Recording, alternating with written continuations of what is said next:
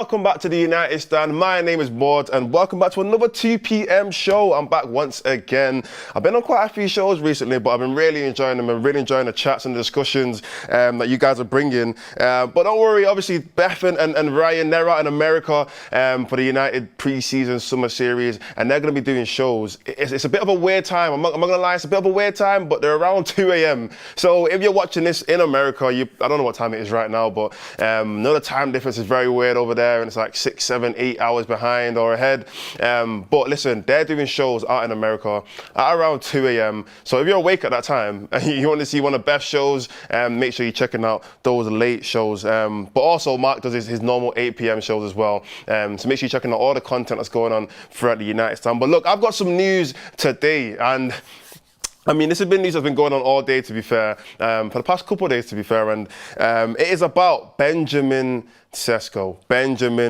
Now, I mean, I really want to know in the chat straight away, what is everyone's opinions on Sesko? Because I feel like everyone's got different opinions and it changes all the time. Because when I first started speaking about Sesko in the United Stand, it was very much like, oh yeah, we have to go and get him. Yeah, young striker. He suits Amrim's philosophy and the way he plays. He presses really well. He's got a lot of energy. Great finisher. It was very, very positive.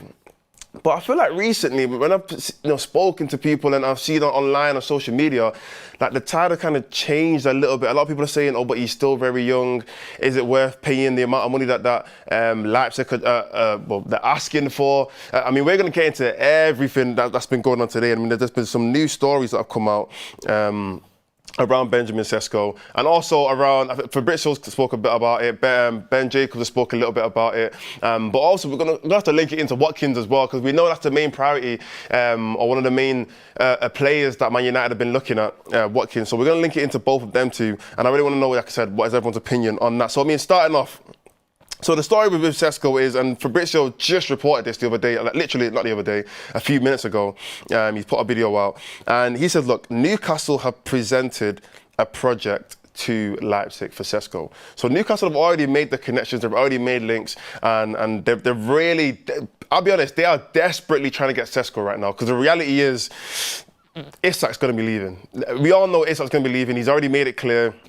He's not even gone on, doing any pre-season with them. I think, in fact, I saw a report today or yesterday about Eddie Howe, and he was saying that, yeah, Isak is pretty much done. The way you could tell by his energy and what he was saying, like the Isak Newcastle dream of him taking them to big trophies, that's done. That's completely gone. And I mean, Isak's already made it clear that he wants a move away, potentially to Liverpool. So that's completed.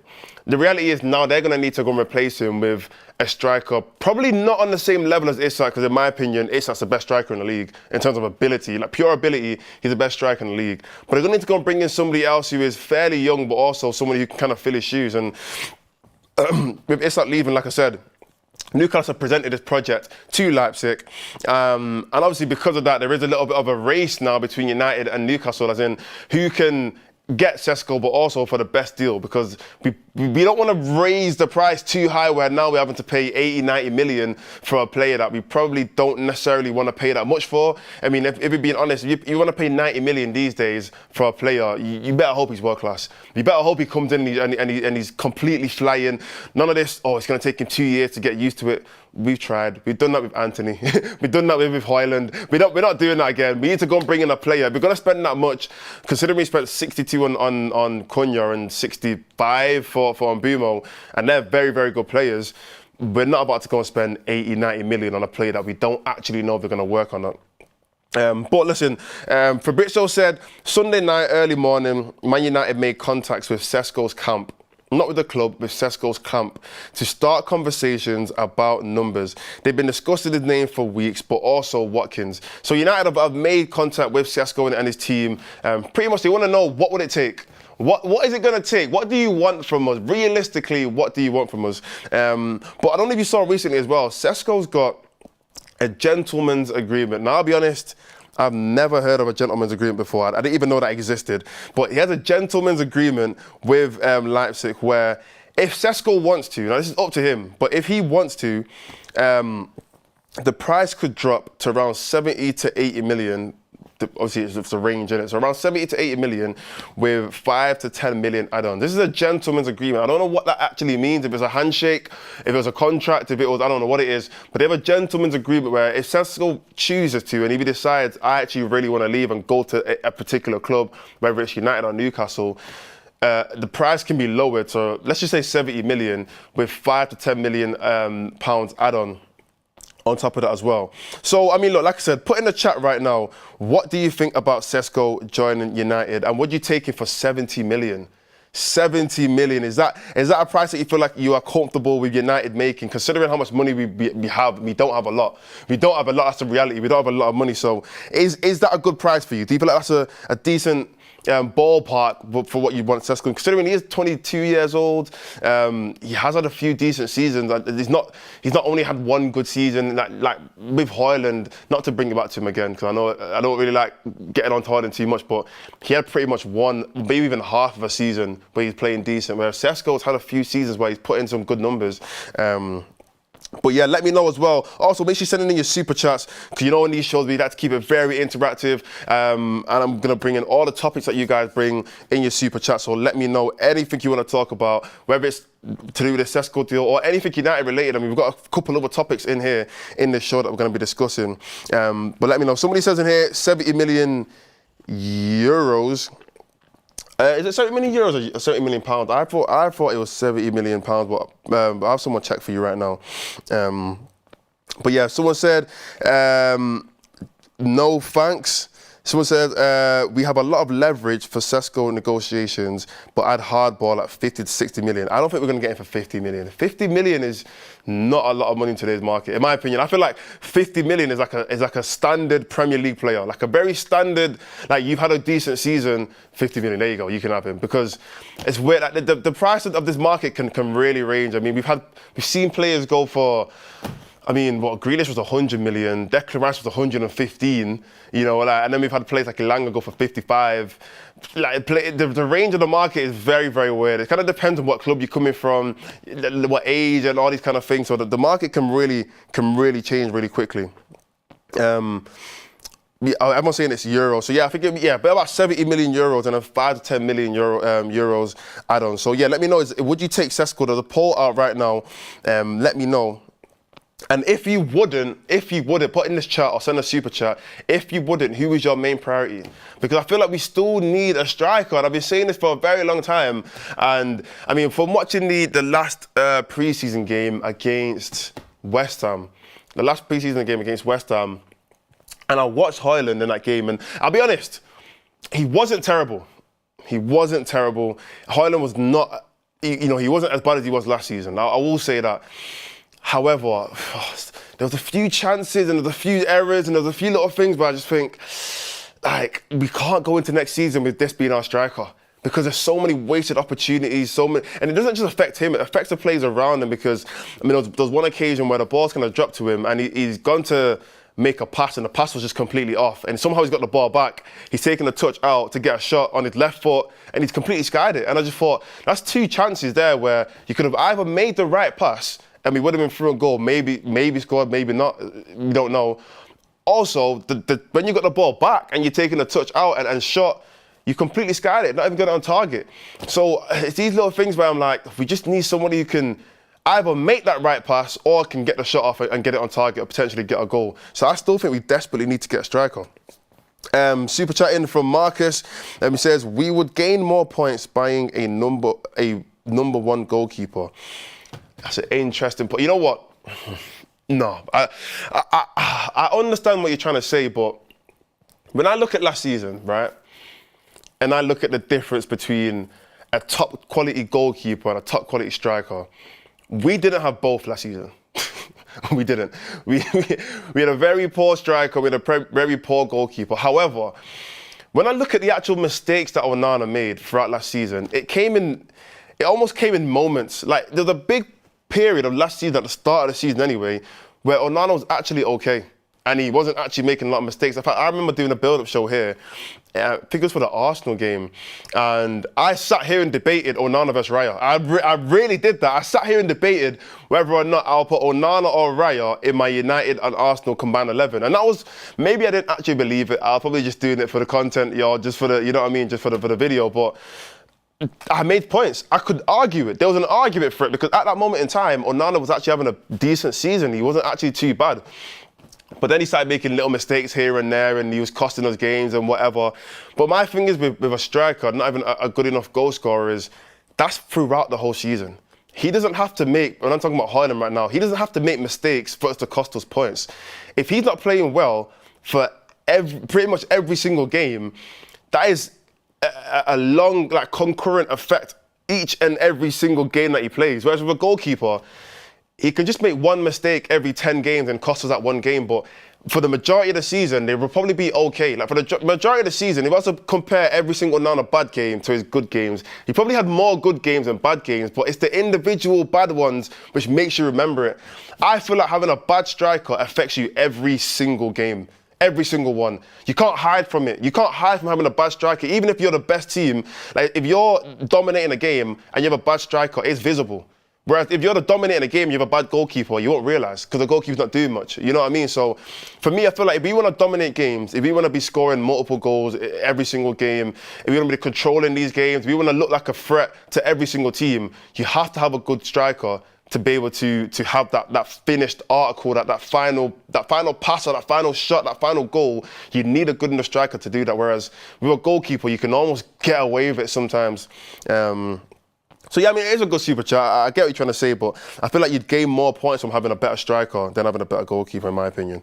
But yeah, we do need both. We do need both. It would be better if we had both, pretty much. But anyway, look, what I want to say though is, I mean, I'm going to quickly move on from this, but there's a couple other things in there. So I wanted to really talk about Newcastle quickly, because I know it's United stand, Man United stand, not Newcastle United stand. He's a United stand, but I think to really understand this whole Sesko debate or whatever it is, you have to understand what Newcastle's goals are, because Newcastle are making more moves than United right now when it comes to Sesko. We've only spoke to his camp. Newcastle spoke to the camp, they spoke to the club, they've made contact, they've done all this stuff because they desperately need it. They need this player. And when I look at what Newcastle's goals are for the next couple of years, realistically, they want to get Champions League. They want to continue getting Champions League for the next 2 to 3 years. And they are in a way better position than United are to do that. You know, they've got a better team on, like, player for player. They've got arguably a better manager. He's more Prem proven, you want to call it that. So for them, I feel like they wouldn't mind spending a good amount of money to go and bring in Sesko, because they're going to sell Isak for 150 million anyway. They're going to make profit. They're going to make money. They're selling Isak for 150 million and they're going to bring in Sesko for 70. They're going to make money off it regardless. And if they continue to get Champions League as well, they're going to be swimming in money, you know what I mean? So for them, it makes more sense for them to spend a large amount of money on Sesko. Whereas for United, one, we don't have it, we're broke. We're going to need a loan from Barclays or someone, I don't know who it is, JP Morgan. We're going to need some kind of loan. But also, we don't really know what our goals are for next year. We can say it's the top 4, but realistically, we finished 15th.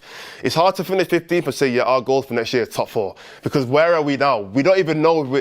Even through looking at pre-season, I can't tell you how good United are going to be next season. I really can't, because it's hard to really know. I mean, I saw Liverpool get beat 3-1 or 4-1 to AC Milan the other day. I promise you they're going to be a lot better than that next season. So it's hard to really know how good we're going to be. We don't really have a good enough, more concrete goal for how good we're going to be. So I feel like Newcastle are in a way better position than United are going into next season, and to make a proposal to Sesko and say, look, this is what we're going to do, and this is what we want. This is why we're going to go after you, and that's probably why he's going to end up going there. But anyway, look. Another super chat from Trina. If Villa don't sell Watkins, then Sesko is the best we can do. If we don't finish higher up in the table, we are in the running to buy the next top striker next summer. Great super chat. I agree. Because it's one of the two. I think, like I said before, we've narrowed it down to 2 strikers finally. Finally, the Nicholas Jackson rumours have gone, because that shouldn't even have been a thing. But you are right. If we don't finish high at the table next season, the reality is the top strikers in the world are going to want to go to the top teams. Now, United did have that pull. We did have that pull, and we still have that pull. We still have that pull for where clubs are looking at United thinking, I still want to play for that club. It's a big club, huge club, and they're still looking at United thinking, yeah, I can see my future at this team. However, the likelihood is the same thing that happened with Gyökeres or other players across Europe. They want to play in the best competition. You know, they want to play in front of the most eyes. Everyone watches the Champions League across the world. It makes sense for a player like Sesko and other top strikers in the world to say, you know what, I want to go to potentially a Newcastle or potentially whoever else wants him. I'd rather go there because I know they're going to play Champions League next year, and I'm playing in the Premier League as well. So you're right. If we can't get Sesko now, it might be even harder next season if we don't get in the top. If we don't get a top 4 or top 5 and get Champions League. Another super chat from WGFVH. Defense starts from attack. Defense starts from attack. If goalkeeper as visible a problem. I'm gonna try and reword this. If the goalkeeper is as visible as a problem this season, it's because we're not scoring. But yes, we need a new one. If the goalkeeper as visible as the problem this season is because we're still not scoring. I think I know what you're trying to say, but I think everything starts from defence, in my opinion. Like, people say it all the time. I've seen ex-players say it all the time. You can win a game through scoring goals, but you're not going to win a league through scoring goals. You're going to win a league by having a good defence. You know what I mean? So I think I don't know. I don't even know what you're trying to say, but defence is very important. But my whole thing wasn't really about the defence anyways, but particularly the goalkeeper. Like, specifically as a goalkeeper, I think if you have a striker, it has a longer lasting impact on the team over every single game compared to a goalkeeper, if that makes sense. But yeah, anyway, good super chat. Next super chat from Nick P. I want Sesko. Yes, Watkins is tried and tested, but that's boring. I want Jeopardy. He's young. He could light the place up. Enough of the PR proven. I like that take, you know. I actually like that take because it's different. A lot of people always say Premier League proven, Premier League proven. If he's not, done it in the Prem for a few years, how can you trust him?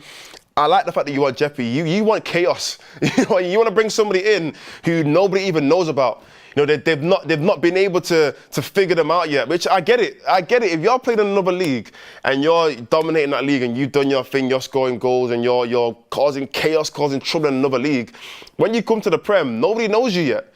You know, they might have seen your clips, but they've never been able to play against you. Whereas with Watkins, every Premier League defender's played against him for years. They know exactly what he's going to do. That they've almost been able to practice. You know what I mean? What he's going to do every single season. So when you bring in a new player from another league, there's a bit of uncertainty behind it. So I like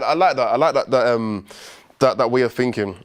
Sesko could potentially be that player to come and bring in that what you call it, jeopardy at United. Another super chat here from Kevin. Just one win and 2 or 3 draws in the first 5 games. Would that be considered a bad start or a good start? Ooh. 1 win and 2 or 3 draws. You know, I'd have to look at who we're playing because it really does depend on who we're playing. If someone could let me know who was our first 5 games, obviously I know Arsenal was the first game, but it really does depend because if we win 1 and we get 2 or 3 draws or whatever in the first 5 games, but we're playing like Burnley, Sunderland, you know what I mean? It's like, come on. Like, these are games we really need to pick up points in. You know, the bigger teams, fair enough. We want to win, obviously, against our rivals and stuff like that, but if we lose, it's like, we tried. At least we tried, innit? But we've got to be picking up points against the smaller teams. Let me know what the first 5 games are, and I'll come back to that question. Come back to that super chat. But yeah, anyway, so someone just put the first 5 games, like every single one. Don't put them in order. Like, don't send them separately. Just put them all in one in it, and I'll read it. Oh, someone's put it here. Okay, thank you. Thank you, Mohammed. Thank you for putting it here. Arsenal, Fulham, Burnley, City, and Chelsea. This is what I want to see from the first 5 games of the season. I want to win at Arsenal. First game of the season at Old Trafford, 4:30 kickoff. The whole world is watching. All eyes are on United. And I know we're United anyway, so we're used to it. You know, we're used to it. I saw a stat the other day that our pre-season game at the MetLife in America had a higher attendance than the Club World Cup final. That ain't a coincidence. That's just size. We're just a bigger club, unfortunately. I know some people don't like to admit it, and it's hard reality for some people. We're a big club. Everyone wants to watch us, yeah? But first game of the season, you have to get off to a good start. It might not mean anything compared to how the season goes, but you want to win that first game. You want to win that first game. So I'm saying I want not Arsenal. Whoa, I want to see United win that first game of the season. Fulham gave us some difficult games last year, and their team they've still got a pretty decent team, in my opinion. I still want to get a win. I mean, realistically, I want to win all of them, but I'm trying to be as realistic as possible compared to what we were like last season. Because we've added in 2 very good players, I think I want to see a win there. I want to see a win at Fulham because we've got wins against Fulham before. It's not like they're one of those bogey teams that we can't beat. We've got some wins against them, but they have played well against us as well. But because of that addition of Cunha and Mbeumo, I think that takes us over the line. So I'm going to say I want to see 2 wins so far.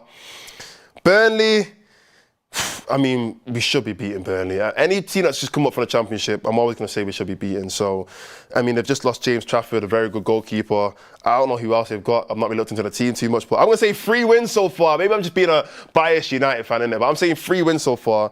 Man City will be very difficult. You know, they've just got in Cherky. They've got Reinders. They've got... who else did they bring in? They brought in Nori and one other person. I can't remember the last person. I know they just brought in James Trafford as well. And they brought somebody else in, I can't remember, but they brought in some serious players, good signings. Pep's going to be on vengeance. I made that prediction that I don't think Pep will win another trophy at Man City. And I was going to be he's going to try and redeem himself now. He's got 1 or 2 more years. Hopefully them charges come in soon, so then he makes him leave anyway. But I think Man City are going to give us a very, very tough game. I think we might lose that game. We might. I'm going to say draw because I'm a United fan. I don't even want to predict a loss.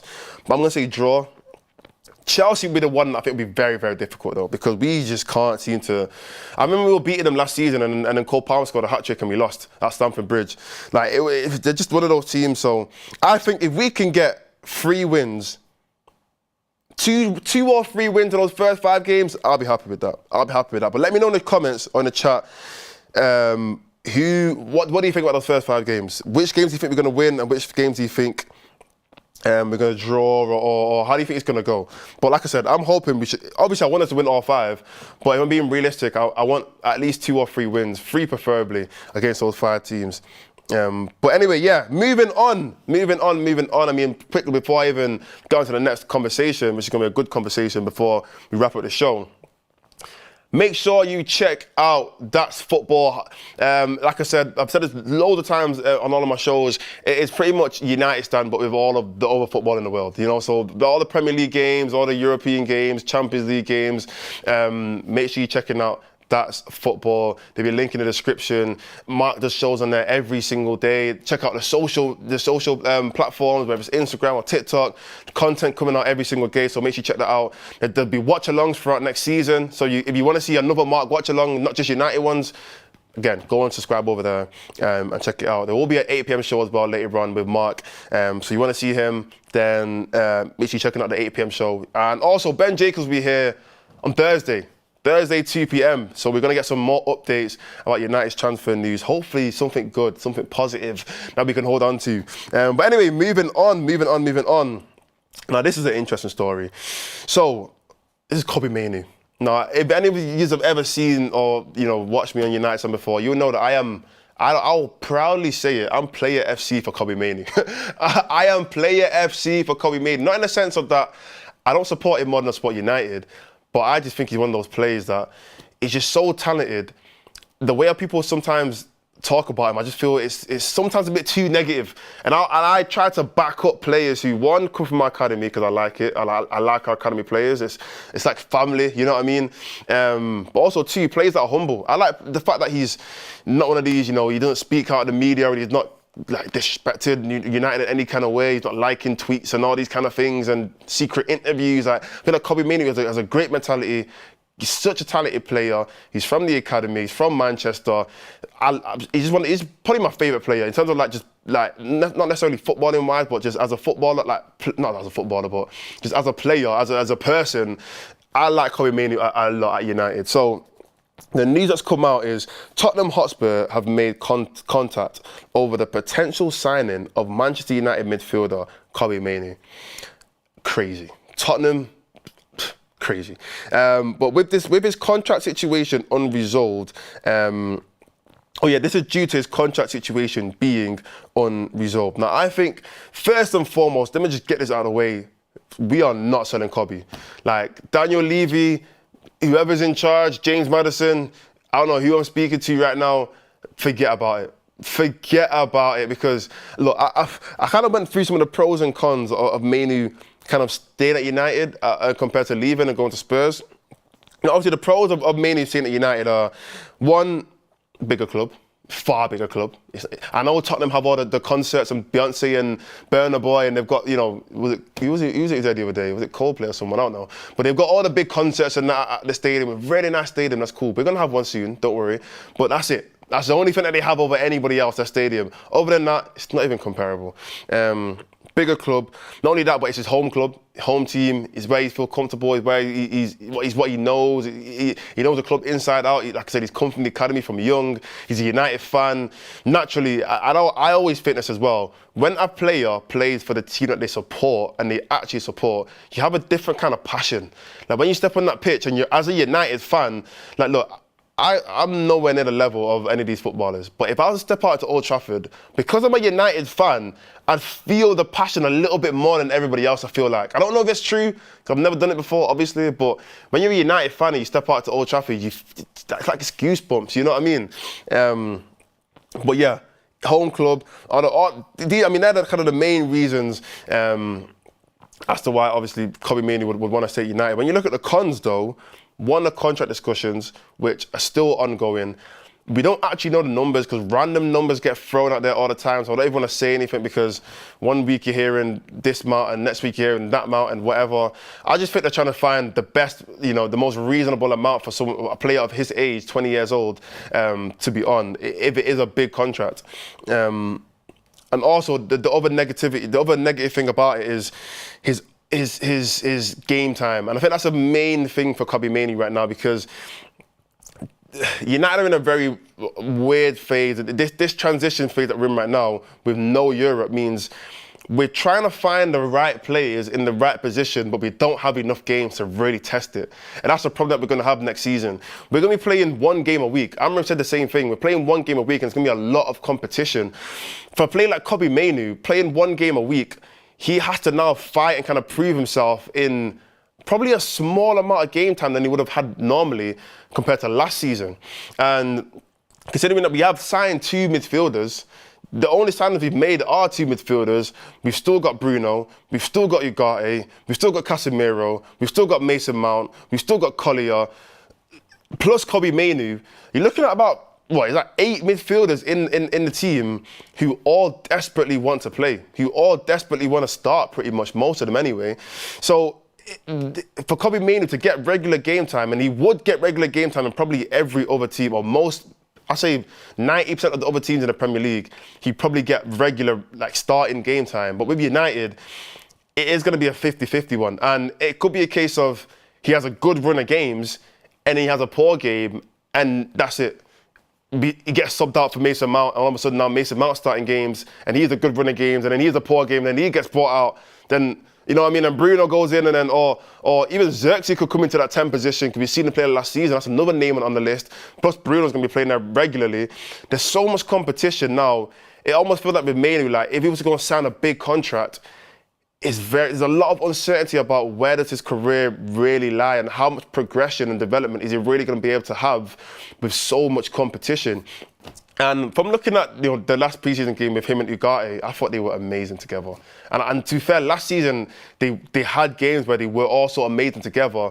But I feel like now that they've really gelled, and that combination, in my opinion, is the best partnership.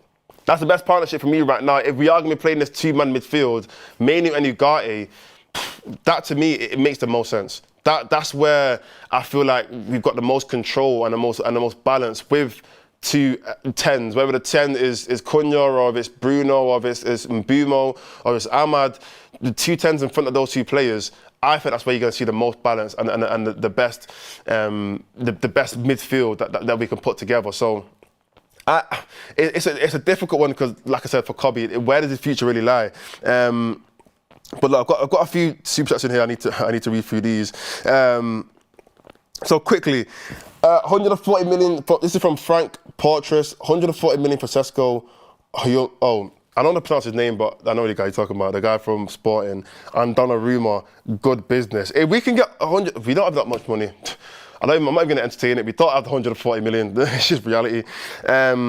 And Donnarumma's not coming United anytime soon. I know there was links, but again, another one I highly doubt. Super chat from DV. I was at the game at MetLife. All the West Side stands were closed off. Maximum 40,000 attendance. Beth and team can confirm, but we were loudest GGMU. So why am I hearing reports about 82,000?